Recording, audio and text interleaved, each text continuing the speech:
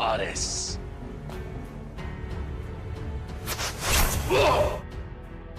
सुलेमान शाह का बेटा Ertugrul.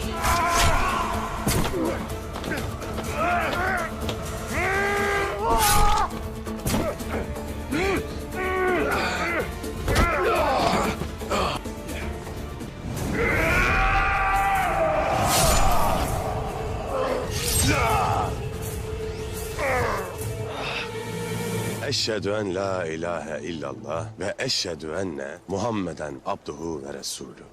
Eşhedü en la ilahe illallah ve eşhedü enne Muhammeden abduhu ve resulü.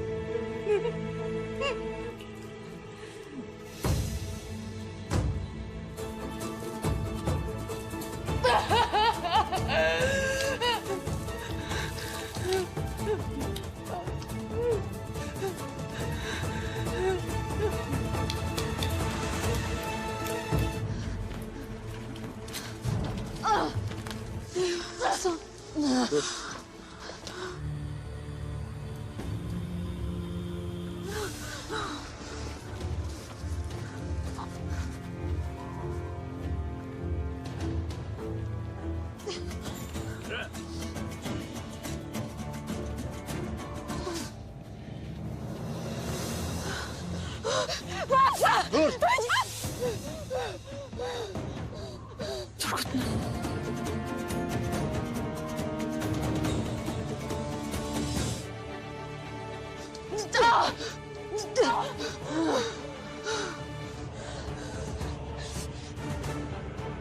Turgut.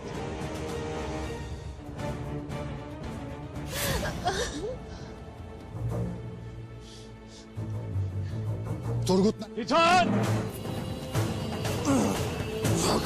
Angelos.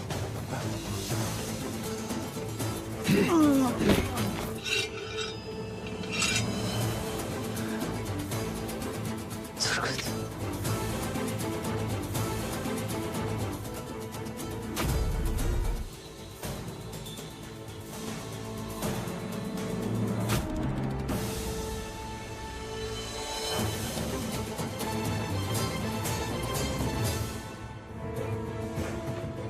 Lanet olsun Titan. Tamam. Tamam.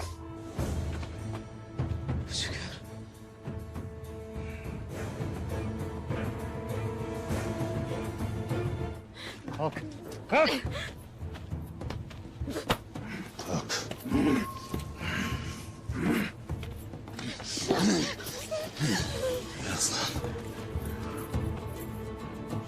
Hafsa. Aslanım. Hafsa. Hafsa. Hafsa. Sakin. Sakin. Hafsa. Hafsa.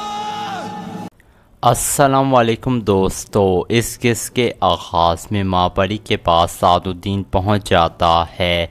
उसके आने के बाद माँ परी उससे पूछती है, तुम सुल्तान को कैसे कत्ल करोगे सादुद्दीन। सादुद्दीन कहता है, जब सुल्तान कायसरी में अपने जानशीन का ऐलान करेंगे तो उसके बाद वो एक बड़ी परेड मुनक्किद करवाएंगे। मैं साया की तरह उनके साथ होऊंगा। माँ परी कहती है, मैंने पूछा है कि तुम अपना काम करने के काबिल कैसे होगे सादुद्दीन। تم اس کی فوج میں کیسے گھسو گے؟ سعد الدین کہتا ہے باورچی نصیر الدین میری جیب میں ہے ماں پری خاتون۔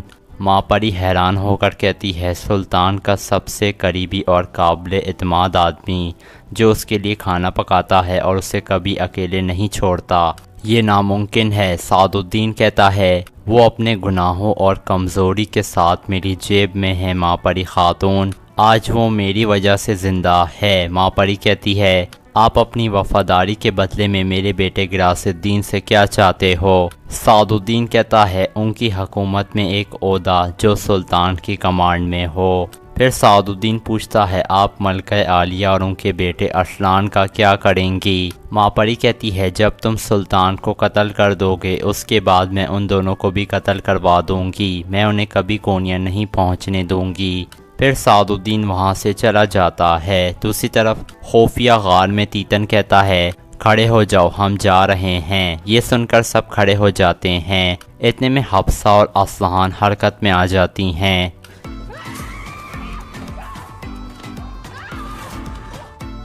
اس طرح وہ دونوں قابو میں آ جاتی ہیں۔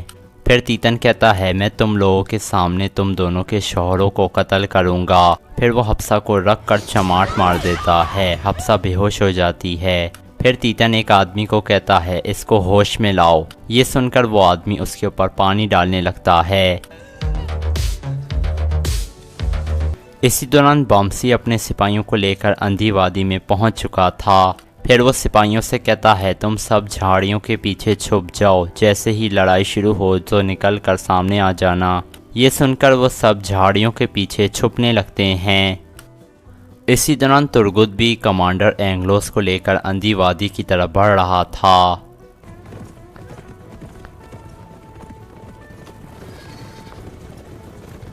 کونیا میں ارطغرل اور حلیمہ واپس روانہ ہونے کے لیے چل پڑے تھے، اتنے میں آگے سے سعد الدین آ جاتا ہے۔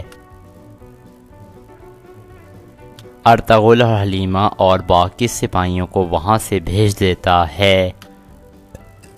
پھر سعد الدین ارطغرل کے پاس آ کر کہتا ہے تم نے اپنے جھوٹوں سے مجھے ریاست کی خدمت کرنے سے روک دیا ہے، ہو سکتا ہے کہ آج میں کچھ بھی نہیں ہوں لیکن کل میں بہت طاقتور ہو جاؤں گا، پھر میں ریاست اور تمہارے ترک قبیلوں کو بہت بری طرح سے تمہارے خلاف کر دوں گا۔ ارطغرل کہتا ہے جب وہ دن آئے گا تو میرے پاس کوئی صبر باقی نہیں بچے گا، پھر میرے سامنے مت آنا ورنہ میں اس جگہ کو تمہاری قبر بنا دوں گا۔ یہ کہہ کر ارطغرل آگے بڑھ جاتا ہے۔ دوسری طرف بامسی اوس سے کہتا ہے ہم تمہارے ہاتھ باندھ کر ایسا ظاہر کریں گے کہ تم عارض ہو۔ یہ کہہ کر بامسی اس کے ہاتھ باندھنے لگتا ہے۔ دوسری طرف عارض گھوڑے پر روانہ ہو گیا تھا، اتنے میں اسے احساس ہوتا ہے کہ کوئی اس کا پیچھا کر رہا ہے۔ وہ رک کر دیکھتا ہے تو اس کے پیچھے سعد الدین کے سپاہی آ رہے تھے۔ یہ دیکھ کر عارض کہتا ہے اچھا تو کھیل ابھی جاری ہے، پھر وہ اپنا گھوڑا بھگا دیتا ہے۔ دوسری طرف بامسی بہت بے صبری سے تیتن کا انتظار کر رہا تھا، اوس کو باندھ کر بٹھا دیا گیا تھا۔ اسی دوران تیتن بھی خواتین کو لے کر آ رہا تھا، پھر وہ رک جاتا ہے اور اپنے آدمیوں سے کہتا ہے کچھ لوگ رک کر یہاں انتظار کرو گے اور باقی میرے ساتھ آؤ گے، ہمیں ہر حالت میں ترگت اور بامسی کو قتل کرنا ہے۔ اس کے بعد تیتن کچھ آدمیوں کے ساتھ آگے بڑھ جاتا ہے۔ تھوڑی دیر بعد وہ بامسی کے سامنے پہنچ جاتا ہے۔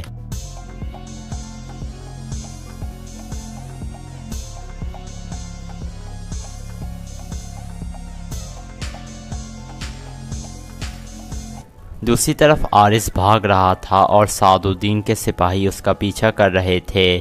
ایک جگہ عارض اپنا گھوڑا روک لیتا ہے اور اپنی تلوار نکال کر کہتا ہے تو تم لوگوں کو سعد الدین نے بھیجا ہے، اس کتے کے آگے میرا ہتھیار پھینکنے کا کوئی ارادہ نہیں ہے۔ گوگلدو اپنے سپاہیوں سے کہتا ہے اسے زندہ پکڑ لو، ہمارے امیر حضرت خود اس سے نمٹیں گے۔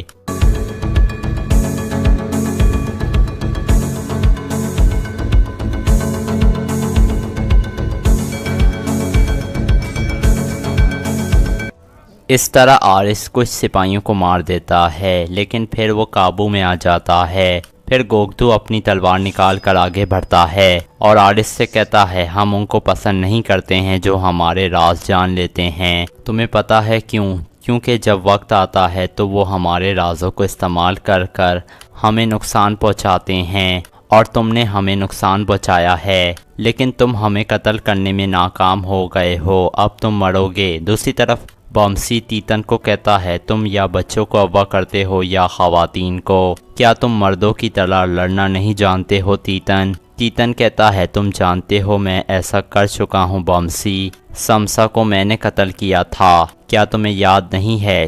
یہ سن کر بمسی بہت غصے میں آ جاتا ہے۔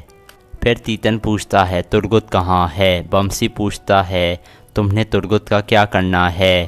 تم نے آرس کا کہا تھا ہم اسے لے آئے ہیں۔ تیتن کہتا ہے مجھے آرس کا چہرہ دکھاؤ۔ بمسی کہتا ہے پہلے تم عورتوں کو ہمارے حوالے کرو۔ تیتن کہتا ہے کیا تم نے مجھے بیوقوف سمجھا ہوا ہے بمسی؟ آرس کا چہرہ دکھاؤ ورنہ تمہیں عورتوں کی لاشیں ملیں گی۔ تیتن کہتا ہے میں 3 تک گنوں گا، اس کا چہرہ دکھاؤ نہیں تو میں عورتوں کو مار دوں گا۔ پھر وہ گنتی گننے لگتا ہے۔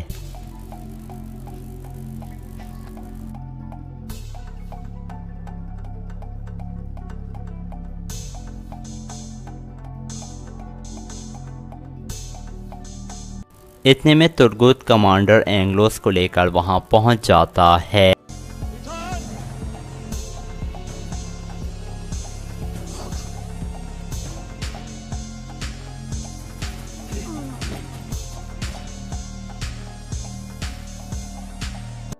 پھر ترگت کہتا ہے اب میں 3 تک گنتی گنوں گا تیتن، یا تو تم عورتوں کو چھوڑ دو گے نہیں تو میں بلیجک کے گورنر کے بیٹے کو قتل کر دوں گا۔ یہ کہہ کر وہ گنتی گننے لگتا ہے۔ دوسری طرف سعد الدین کے سپاہیوں نے آرس کو قابو کیا ہوا تھا۔ گوگلو آرس سے کہتا ہے نہ ہی تمہارا شہنشاہ تمہارے ساتھ ہے اور نہ ہی تمہاری حکومت، اب کون تمہیں ہم سے بچائے گا؟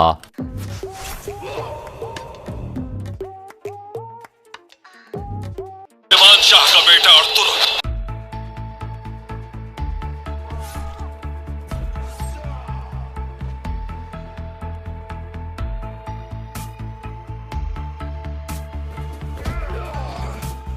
گوگدو کہتا ہے ایسا مت کرو ارطغرل، کیا تم ایک عیسائی گورنر کے لیے مجھے قتل کرو گے؟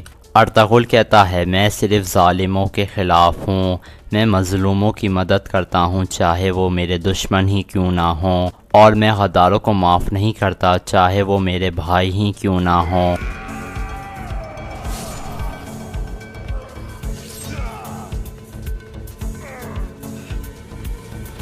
اس طرح گوگلو اور اس کے سارے سپاہیوں کا خاتمہ ہو جاتا ہے۔ پھر ارطغرل کہتا ہے عبد الرحمن اس کی لاش سعد الدین کی طرف بھیج دو۔ دوسری طرف ترگت گنتی گن رہا تھا۔ اینگلوس کہتا ہے نالت ہے تیتن، عورتوں کو چھوڑ دو، کیا تم دیکھ نہیں رہے ہو کہ یہ مجھے قتل کر دے گا؟ پھر تیتن کہتا ہے رک جاؤ، عورتوں کو لے لو اور اینگلوس کو ہمارے حوالے کر دو۔ اس کے بعد اصلحان اور حبسہ کو واپس کر دیا جاتا ہے اور اس طرف سے اینگلوس کو چھوڑ دیا جاتا ہے۔ پھر تیتن کہتا ہے یہ ابھی ختم نہیں ہوا، میں دوبارہ آؤں گا۔ ترگت کہتا ہے جب تم دوبارہ آؤ گے تو ہم تمہارا استقبال کرنے کے لیے موجود ہوں گے۔ پھر تیتن اپنے آدمیوں کے ساتھ واپس چلے جاتا ہے۔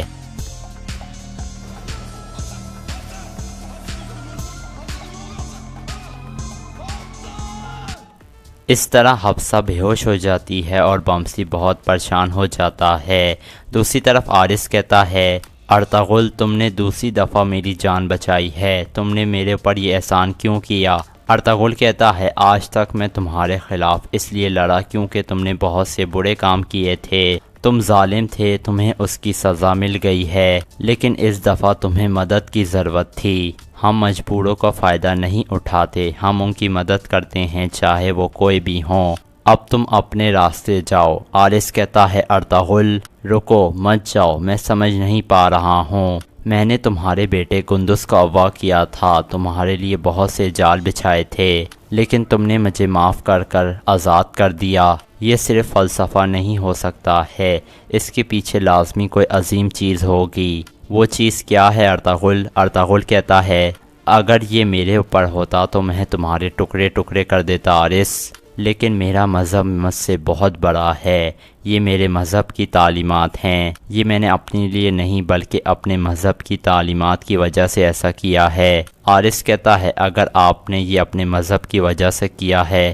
تو آپ کا مذہب حق پر ہے ارطغرل، اور آپ اس مذہب کی تعلیمات پر عمل کر رہے ہو، اس لیے آپ جیسے آدمی کی مخالفت نہیں کرنی چاہیے۔ براہ کرم مجھے بتاؤ کہ میں آپ کا مذہب کیسے اپنا سکتا ہوں۔ یہ سن کر ارطغرل مسکرانے لگتا ہے۔ دوسری طرف سعد الدین نے ایک ویران جگہ پر اپنا پڑاؤ ڈالا ہوا تھا، اتنے میں اس کے سپاہی گوگلو کی لاش کو اٹھا کر اس کے سامنے لے آتے ہیں۔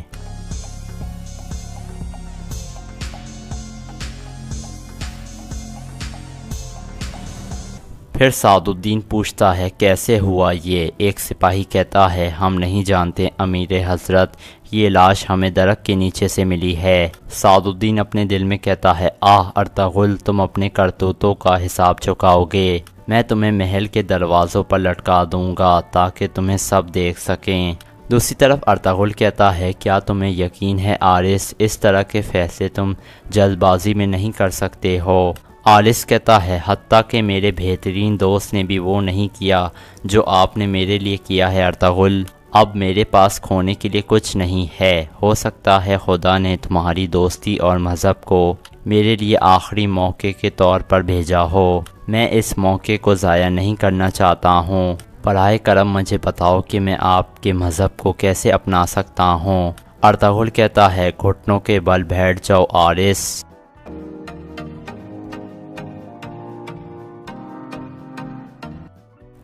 پھر ارطغرل کلمہ شہادت پڑھنے لگتا ہے اور کہتا ہے اس الفاظ کو دہراؤ عارس۔ اشہد ان لا الہ الا اللہ و اشہد ان محمدن عبدہ و رسولہ۔ اس طرح عارس کلمہ پڑھ کر مسلمان ہو جاتا ہے۔ اس کے بعد ارطغرل، عبد الرحمن اور عارس ایک طرف روانہ ہو جاتے ہیں۔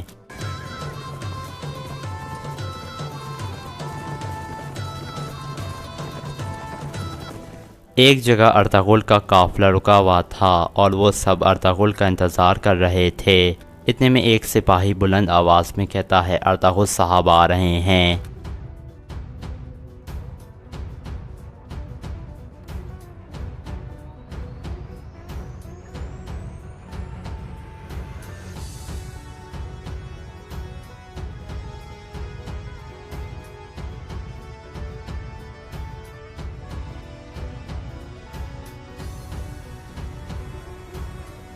پھر حلیمہ کہتی ہے عارس یہاں کیا کر رہا ہے ارطغرل؟ ارطغرل کہتا ہے عارس نہیں حلیمہ، احمد۔ یہ سن کر حلیمہ حیران پریشان ہو جاتی ہے۔ پھر ارطغرل کہتا ہے احمد نے اپنی بری عادتوں کو چھوڑ کر اللہ کے راستے کو چن لیا ہے، لیکن حلیمہ کو یقین نہیں آتا اور وہ اپنی تلوار اٹھا لیتی ہے اور کہتی ہے مجھے اس پر یقین نہیں ہے، اس نے جو کام کیے ہیں میں اب کیسے اس پر بھروسہ کر سکتی ہوں؟ یہ سن کر عارس حلیمہ کے پاس آ کر بیٹھ جاتا ہے۔ پھر عارس کہتا ہے حلیمہ خاتون، میں نے آپ کے بیٹے اور آپ کے قبیلے کے ساتھ جو کیا ہے اس کے لیے مجھے معاف کر دیں، اور ارطغرل صاحب کے بہادر سپاہیوں میں آپ سب سے بھی معذرت چاہتا ہوں، میں نے اپنی ساری زندگی ضائع کر دی، اب سے میں ایک سپاہی بن کر اسلام اور ارطغرل صاحب کی خدمت کرنا چاہتا ہوں۔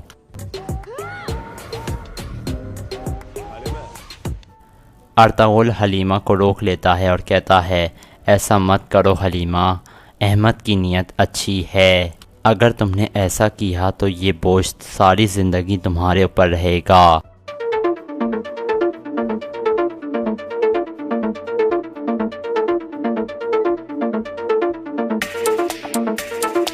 پھر حلیمہ کہتی ہے اللہ تمہارے سارے گناہ معاف کرے احمد، اب سے تم اللہ کے راستے پر ہمارے بھائی ہو۔ احمد کہتا ہے آپ کا شکریہ حلیمہ خاتون۔ پھر ارطغرل سب سے مخاطب ہو کر کہتا ہے سعد الدین نے اپنے کتے گوگلو کو احمد کو قتل کرنے کے لیے بھیجا تھا، وہ احمد کو مارنے ہی والا تھا، لیکن میں نے اسے مار دیا۔ سعد الدین کی اس حرکت سے واضح ہو گیا ہے کہ ابھی اس کے فتنوں کا خاتمہ نہیں ہوا ہے۔ میرے خیال میں ہمارے سلطان کی جان خطرے میں ہے۔ اس طرح کی صورتحال میں قبیلے واپس جانا میرے لیے ناممکن ہے۔ سپاہیوں میں حلیمہ سلطان کو آپ کی امانت میں سونپتا ہوں۔ میں واپس سلطان کے پاس جا کر انہیں اس سنگین صورتحال سے آگاہ کرنا چاہتا ہوں۔ اللہ آپ سب کی حفاظت فرمائے۔ پھر ارطغرل حلیمہ سے کہتا ہے، احمد تمہیں وہ جگہ دکھائے گا جہاں تیتن رہتا ہے، تم قبیلے جا کر سب کو آگاہ کر دینا، ترگت اور بمسی سب سنبھال لیں گے۔ پھر احمد زمین پر نقشہ بنا کر اس خفیہ غار کے بارے میں بتانے لگتا ہے۔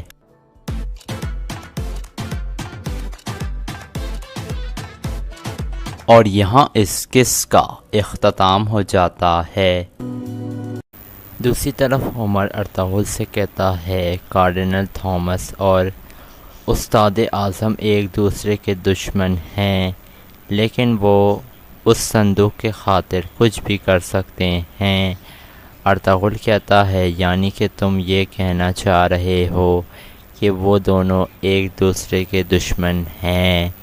عمر کہتا ہے، صلیبیوں کی طاقت سے پاپا اعظم ڈرتے ہیں اور صلیبی پاپا اعظم کے ذریعے بادشاہ فریڈرک کو جنگ میں جھونکنا چاہتے ہیں۔ ان سب کے اپنے اپنے مفادات ہیں۔ پھر ارطغرل کہتا ہے، ہر کوئی ان خون کے کھیل میں اندھا ہو چکا ہے۔ عمر کہتا ہے، جتنے صلیبی بھائیوں کو میں نے دھوکہ دیا ہے، اتنے ہی اپنے مسلمان بھائیوں کو میں مار چکا ہوں، لیکن ابن عربی مجھے راہ راست پر لے آئے اور انہوں نے میری دنیا اور آخرت دونوں بچا لی۔ اب میری اللہ سے صرف یہی دعا ہے ارطغرل کہ ایمان کے اعلیٰ درجے پر مجھے فائز فرما دے۔ دوسری طرف قبیلے میں سلیمان شاہ کندوکتو اور دیری دمیر قید خانے والے خیمے سے باہر نکل آتے ہیں، لیکن اتنے میں کردوغلوں کے بہت سارے سپاہی انہیں چاروں طرف سے گھیر لیتے ہیں۔ اتنے میں ترگت ان لوگوں کے سامنے آ جاتا ہے۔ پھر کندوکتو کہتا ہے، ترگت، مجھے تو تمہیں وہیں مار دینا چاہیے تھا جب میں نے تمہیں پکڑا تھا، لیکن تم دعا دو میرے بھائی ارطغرل کو۔ پھر ترگت کہتا ہے، اپنی تلواریں پھینک دو۔ پھر سلیمان شاہ اپنی تلوار پھینک دیتے ہیں۔ پھر دیری دمیر بھی اپنی تلوار زمین میں گاڑ دیتا ہے، لیکن کندوکتو اپنی تلوار نہیں پھینکتا ہے۔ پھر ترگت کہتا ہے، تم نے سنا نہیں میں نے کیا کہا ہے؟ تلوار پھینک دو اپنی، کل ہمیں ایک لمبا سفر کرنا ہے۔ پھر کندوکتو آگے بڑھنے لگتا ہے۔ سلیمان شاہ ترگت سے پوچھتے ہیں، کیا قبیلہ بدر جب ہمیں کیا جائے گا تو تم ہمیں لے کر جاؤ گے؟ ترگت کہتا ہے، ہاں، اور کون لے کر جا سکتا ہے؟ پھر کندوکتو آگے بڑھ کر ترگت پر حملہ کر دیتا ہے۔ اتنے میں کردوغلوں کے بہت سارے سپاہی کندوکتو کو گھیر لیتے ہیں۔ پھر کندوکتو کی تلوار نیچے گر جاتی ہے۔ پھر وہ ترگت سے لڑنے لگتا ہے۔ تھوڑی دیر لڑنے کے بعد سلیمان شاہ کندوکتو سے کہتے ہیں، کندوکتو رک جاؤ، کوئی فائدہ نہیں ہے۔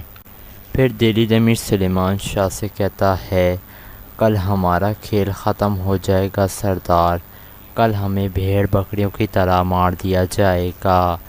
کندوکتو کہتا ہے، جب تک میرا بھائی ارطغرل زندہ ہے مجھے کوئی پرواہ نہیں ہے۔ پھر کندوکتو سلیمان شاہ اور دیری دمیر کو دوبارہ قید والے خیمے میں لے جایا جاتا ہے۔ پھر ترگت وہاں سے واپس کی طرف چلے جاتا ہے۔ دوسری طرف سلجان حائمہ خاتون سے کہتی ہے، میری پیاری والدہ آپ مجھے معاف کر دیں۔ حائمہ خاتون اسے معاف کر دیتی ہیں۔ حائمہ خاتون کہتی ہیں، مجھے بیٹیوں کی خواہش تھی اور اللہ نے تم لوگوں کی صورت میں مجھے بیٹیاں عطا کیں۔ پھر میری خواہش پوری ہو گئی، میں نے تم لوگوں کو دل سے لگا کر رکھا۔ جو ہوا وہ سب بھول جاؤ۔ پھر آئکس کہتی ہے کل ایک نیا دن ہوگا اور کل سب کچھ ٹھیک ہو جائے گا۔ یہ سن کر سلجان کہتی ہے انشاءاللہ والدہ انشاءاللہ۔ پھر سلجان حائمہ خاتون کا ہاتھ چومتی ہے۔ پھر سب لوگ بہت خوشگوار موڈ میں نظر آتے ہیں۔ دوسری طرف کردوغلو اپنے خیمے میں سونے کی کوشش کر رہا تھا لیکن اسے نیند نہیں آ رہی تھی۔ اتنے میں وہ اٹھتا ہے غصے سے اور اپنے خیمے سے باہر نکل آتا ہے۔ وہ باہر آ کر دیکھتا ہے تو قبیلے میں کوئی بھی نہیں ہوتا ہے۔ یہ دیکھ کر وہ چونک جاتا ہے اور قبیلے سے عجیب عجیب آوازیں آ رہی تھیں لیکن قبیلے میں ایک بندہ بھی کوئی نہیں تھا۔ اتنے میں ایک تیر اس کے برابر میں آ کر لگتا ہے تو وہ تیر دیکھ کر چونک جاتا ہے اور دوڑنے لگتا ہے۔ پھر وہ آگے جانے لگتا ہے۔ پھر وہ بھاگتا ہے لیکن ایک جگہ جا کر وہ گر جاتا ہے اور پیچھے مڑ کر دیکھنے لگتا ہے لیکن وہاں پر کوئی بھی نہیں تھا۔ اتنے میں ایک تیر کمان اس کے پاس آ کر گرتا ہے۔ اتنے میں سامنے سے اسے ارطغرل آتا ہوا نظر آتا ہے۔ پھر ارطغرل اپنی تلوار نکال لیتا ہے اور نعرہ لگا کر اس کے اوپر حملہ کر دیتا ہے۔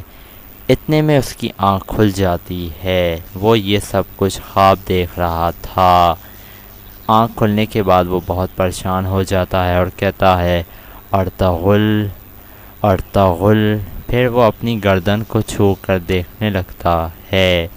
دوسری طرف ارطغرل درویش اور اپنے ساتھیوں کے ساتھ ایک جگہ رک کر بیٹھا ہوا تھا۔ دوان کہتا ہے اگر وہ یہاں سے پہلے ہی نکل گئے ہوں گے بھائی تو ہم کیا کریں گے؟ ارطغرل کہتا ہے کچھ دیر دیکھتے ہیں دوان، اگر کوئی حرکت نہیں ہوئی تو ہم خود جا کر وہاں انہیں دیکھیں گے۔ دوسری طرف کائی قبیلے میں کردوغلو کے جرگے والے آدمی ٹھہر رہے تھے۔ اتنے میں کالا توئیگر دوسرے آدمی قتلو کو کہتا ہے مجھے تو اس مرکزی خیمے میں بہت وحشت ہوتی ہے۔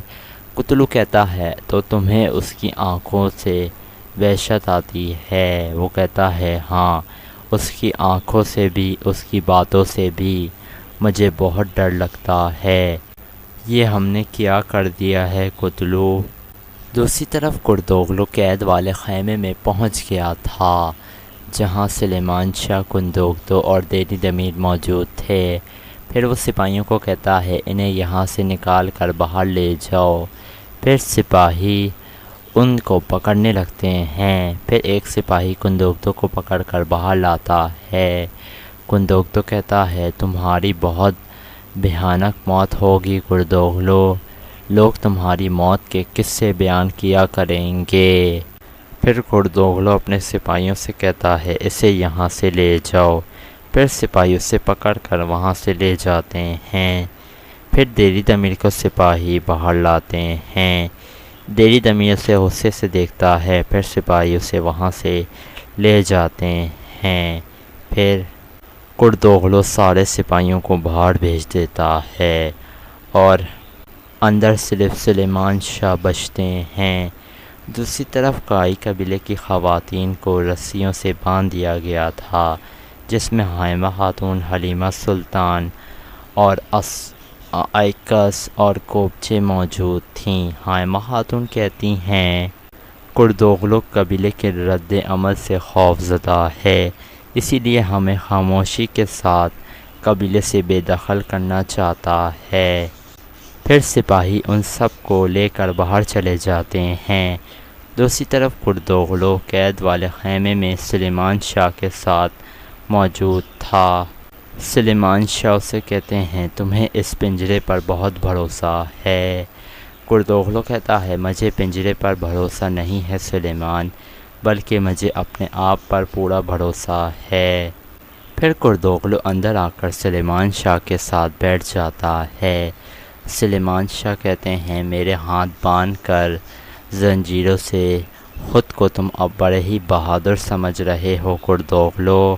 کردوغلو کہتا ہے تم تو بہت بہادر ہو سلیمان، اور بہت رحم دل بھی ہو، لیکن تمہارا کیا انجام ہوا؟ سرداری تمہارے ہاتھ سے نکل گئی۔ سلیمان شاہ کہتے ہیں بہت جلد تمہیں اس بغاوت کی سزا تو یقیناً بھگتنی پڑے گی۔ پھر سلیمان شاہ کہتے ہیں لیکن مجھے یہ سمجھ نہیں آ رہا تھا کہ میرے تو اب دنیا میں بھی اب تھوڑے سے ہی دن رہ گئے ہیں، اس وقت تمہیں قبضہ کرنے کا کیا مقصد تھا سرداری پر؟ یہ مجھے سمجھ نہیں آ رہا ہے۔ یہ سن کر کردوغلو کہتا ہے کیا بات ہے تمہاری سلیمان، تم بہت ذہین ہو۔ میں تم سے زیادہ بہادر تھا اور تم سے زیادہ میں محنت کیا کرتا تھا، پھر میں نے تمہارے لیے اتنی جنگیں لڑیں اور کتنی تمہاری خاطر میں نے قربانیاں دیں، پھر میں نے سوچا کہ تم کیوں قبیلے کے سردار بنے بیٹھے ہو، میں کیوں نہیں؟ کیا میں تم سے زیادہ بہتر سردار نہیں ہو سکتا ہوں؟ تمہیں یاد ہوگا سلیمان، قبیلے کے لیے ساری محنت میں نے ہی کی تھی۔ سلیمان شاہ کہتے ہیں کردوغلو، نہ ہی تمہاری تلوار کام آئے گی اور نہ ہی تمہارے الفاظ۔ پھر سلیمان شاہ کہتے ہیں یہ زہر وہی ہے جس نے حضرت آدم علیہ السلام کے بیٹے، جس نے قابیل سے اپنے بھائی حابیل کا قتل کروایا تھا۔ قابیل نے بھی یہی کہا تھا کہ حابیل کی جگہ میں کیوں نہیں ہو سکتا ہوں۔ یہ مت بھولنا کہ حابیل ابھی زندہ ہے، جبکہ قابیل کی موت ہر روز ہوتی ہے۔ پھر کردوغلو کہتا ہے تمہاری حکومت ختم ہو چکی ہے سلیمان، تمہاری باتوں کا میرے اوپر کوئی اثر نہیں ہوگا۔ یہ سن کر سلیمان شاہ غصے میں آ جاتے ہیں اور اسے مارنے لگتے ہیں، لیکن اتنے میں کردوغلو اپنا خنجر نکال کر سلیمان شاہ کی گردن پر رکھ دیتا ہے، تو سلیمان شاہ رک جاتے ہیں اور پیچھے ہٹ جاتے ہیں۔ پھر کردوغلو سپاہیوں کو آواز دیتا ہے اور کہتا ہے محافظو، اسے آ کر سنبھالو۔ پھر سپاہی اسے پکڑ کر وہاں سے لے جاتے ہیں۔ اس کے بعد کردوغلو خیمے سے باہر آتا ہے، باہر ترگت کھڑا ہوا تھا۔ پھر وہ اسے کہتا ہے تمہیں پتہ ہے نا یہودا، تمہیں کیا کرنا ہے؟ تمہیں سلیمان اور ان کے خاندان والوں کو مارنا ہے۔ ترگت کہتا ہے جو آپ کا حکم۔ پھر کردوغلو اسے وہ شربت دے کر وہاں سے چلا جاتا ہے۔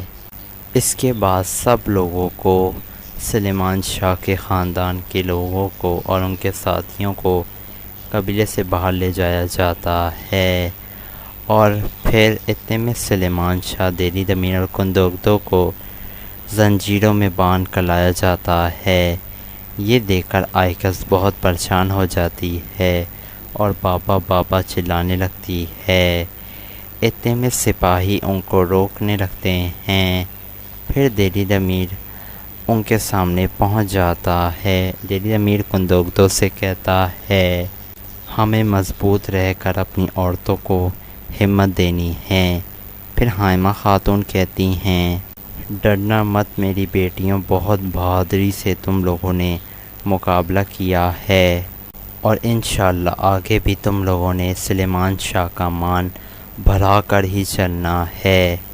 پھر آئیکس کہتی ہے ارطغرل بھائی آئیں گے اور ہمیں بچا لیں گے۔ حلیمہ کہتی ہے وہ کچھ بھی برا نہیں ہونے دیں گے ہمارے ساتھ۔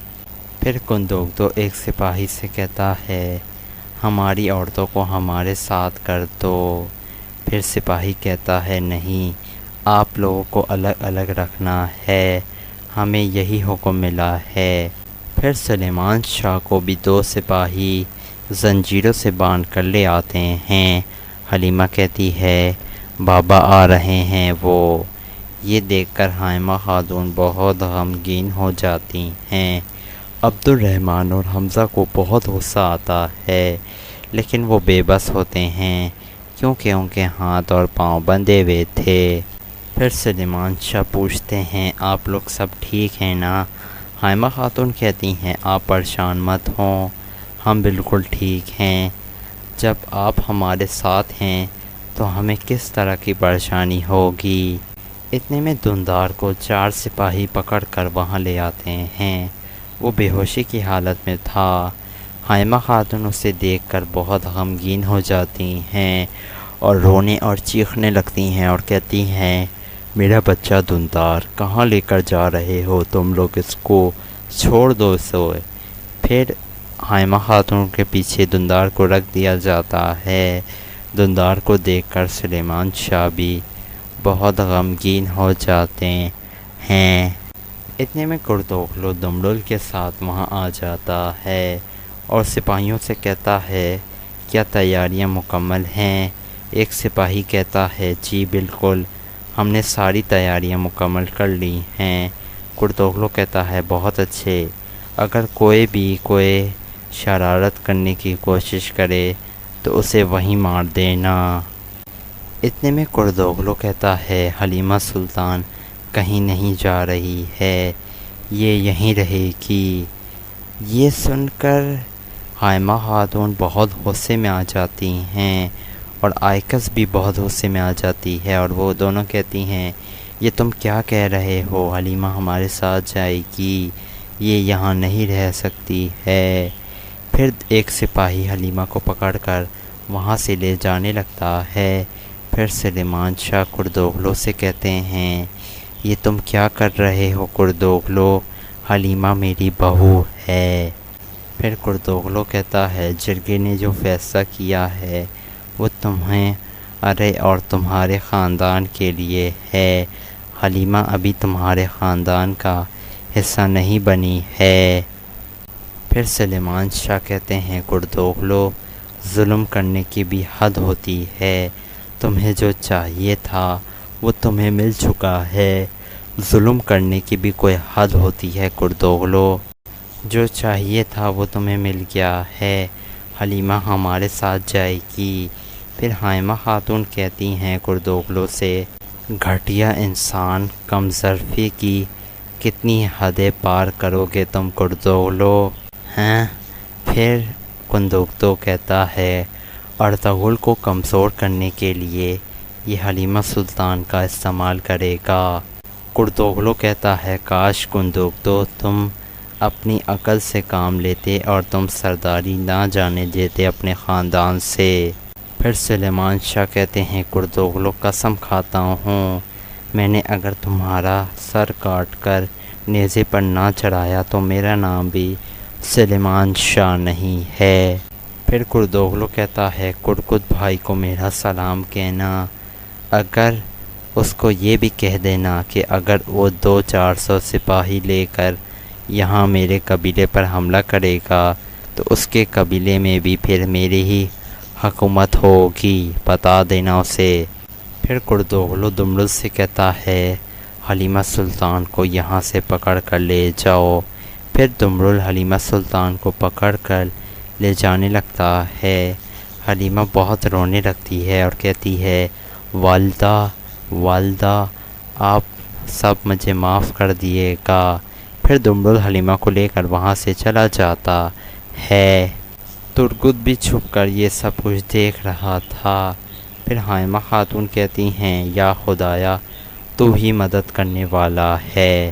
پھر کندوگتو کردوغلو سے کہتا ہے، تجھے تو میں اپنے ہاتھوں سے قتل کر کر اپنے ساتھیوں کے ساتھ لٹکاؤں گا، کردوغلو یہ بات یاد رکھنا تو میری۔ پھر کردوغلو سپاہیوں سے کہتا ہے، سپاہیوں روانہ ہو جاؤ۔ پھر وہ سب انہیں پکڑ کر وہاں سے لے جانے لگتے ہیں اور دمڑل حلیمہ سلطان کو قبیلے میں لے جاتا ہے۔ کردوغلو واپس قبیلے کی طرف مڑ جاتا ہے۔ ترگت بھی ان کے پیچھے آنے لگتا ہے۔ پھر ترگت بھی آگے بڑھتا ہے اور اپنے گھوڑے پر سوار ہو کر ان کے پیچھے روانہ ہو جاتا ہے۔ دوسری طرف ارطغرل اپنے ساتھیوں کے ساتھ ایک جگہ پر بیٹھا ہوا تھا۔ دوسری طرف کائی قبیلے میں کردوغلو مرکزی خیمے سے باہر آتا ہے اور باہر دیکھتا ہے کتنا سکون سے ہیں سب لوگ۔ پھر وہ آگے بڑھتا ہے اور حلیمہ سلطان کے خیمے میں داخل ہو جاتا ہے۔ پھر حلیمہ کھڑی ہو جاتی ہے اور اسے کہتی ہے کہو تم مجھ سے کیا چاہتے ہو؟ پردوغلو کہتا ہے تمہاری آنکھوں میں جو میرے لیے نفرت ہے میں دیکھ سکتا ہوں، وہ مگر مجھے یہ بھی معلوم ہے کہ تم جیسی شہزادی یہ سمجھ سکتی ہے کہ یہ سب میں نے قبیلے کی بھلائی کے لیے ہی کیا ہے۔ حلیمہ کہتی ہے استاذ پیٹروشیو جیسے کتے سے اور ٹائٹس جیسے قاتل سے اور کیلیٹورس سے اس قبیلے کی بھلائی کے لیے تم نے اتحاد کیا تھا۔ کردوغلو کہتا ہے یہ کوئی میرا ذاتی مسئلہ نہیں تھا، جو تم نے نام لیے ہیں ان سے میں بھی اتنی ہی نفرت کرتا ہوں جتنی تم کرتی ہو، اور وہ بھی مجھ سے اتنی ہی نفرت کرتے ہیں جتنی میں کرتا ہوں، لیکن میں ان سے کس لیے ملا تم جانتی ہو، صرف قبیلے کے روشن مستقبل کی خاطر۔ حلیمہ کہتی ہے اگر تمہارا مستقبل صلیبیوں کے ہاتھوں میں ہی کھیلنے سے ہے تو کائی قبیلہ تباہی ہو جائے تو ہی اچھا ہوگا، لیکن ارطغرل کبھی ایسا نہیں ہونے دے گا، ابھی وہ آزاد ہے، تمہیں بہت جلد وہ تمہارے انجام تک پہنچا دے گا، تم بہت پچھتاؤ گے دیکھنا تم۔ سلیمان شاہ بہت جلد واپس اپنے مقام پر ہوں گے۔ کردوغلو کہتا ہے اب وقت گزر چکا ہے حلیمہ سلطان، سلیمان شاہ اور اس کا پورا خاندان قبیلہ بدری کے دوران مارے جا چکے ہیں۔ یہ سن کر حلیمہ چونک جاتی ہے اور کہتی ہے یہ نہیں ہو سکتا۔ کردوغلو کہتا ہے بدقسمتی سے یہ ہو چکا ہے، لیکن تم تسلی رکھو ترگت ماہر ہے، اس نے زیادہ اذیت نہیں دی ہوگی انہیں مارنے میں، اور جہاں تک بات ہے ارطغرل اور ان دو نمونوں کی، وہ سب صلیبیوں کی قید میں پڑے ہوئے ہیں اس وقت۔ حلیمہ کہتی ہے یہ سب جھوٹ ہے، تم جھوٹ بول رہے ہو۔ کردوغلو کہتا ہے دھیان سے میری بات سنو حلیمہ سلطان، اب تمہاری زندگی میں کوئی نہیں بچا ہے، بس یہ غید ہی رہ گیا ہے۔ اگر تم اپنے بھائی کے ساتھ بہت دور یہاں سے نئی زندگی شروع کرنا چاہتی ہو تو میں تمہیں ایک موقع دے سکتا ہوں۔ حلیمہ پوچھتی ہے کیا چاہتے ہو؟ کردوغلو کہتا ہے عربی کا صندوق چاہیے۔ اس کے بعد حلیمہ کو وہ خیال آتا ہے جب ارطغرل اور حلیمہ صندوق کو چھپا رہے تھے، اور حلیمہ نے ارطغرل کو کہا تھا ابن عربی چاہتے ہیں کہ اس صندوق کی کسی کو خبر نہ ہو، اسے ہرگز بھی کھول کر مت دیکھنا، وہ واپسی پر آپ سے امانت لے لیں گے۔ کردوغلو کہتا ہے بولو حلیمہ سلطان، اگر تم مجھے بتا دو کہ صندوق کہاں ہے تو تم اور تمہارا بھائی کہیں بھی سکون سے رہ سکتے ہو، یہ میری پہلی اور آخری پیشکش ہے تمہارے لیے۔ یہ سن کر حلیمہ سلطان سوچ میں پڑ جاتی ہے۔